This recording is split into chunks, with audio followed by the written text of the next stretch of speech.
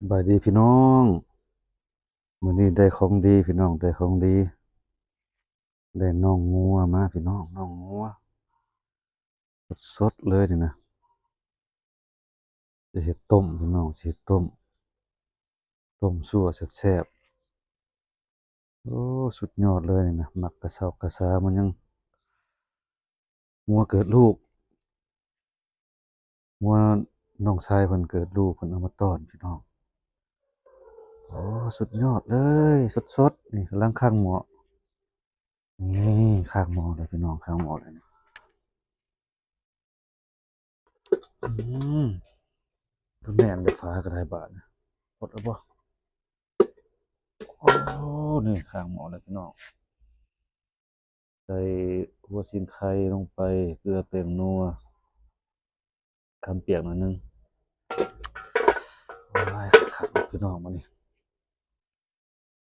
รอถ่าหมอพดแล้วสิเอาลงพี่น้องนี่สุดยอด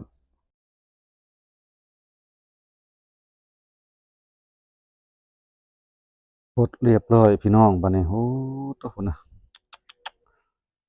สุดยอดพี่น้องสุดยอดแซ่บๆโลดต้มน่องงัวสดๆเลยป๊าหมักกะซามันเอาเฮาหยังบัดนี้กินนำกันเด้อพี่น้องเด้อป๊าหอมห่วยๆเว้ย น่องงัวพี่น้องน่องงัวแซ่บเลยลองผดออก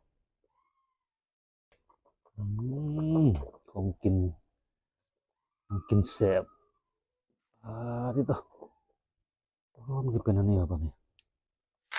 อากาศามันเต็มเลยพี่น้องอืมลองชิมก่อนนะมันนัวป่ะว้าสุดยอดเลยพี่น้องแซ่บ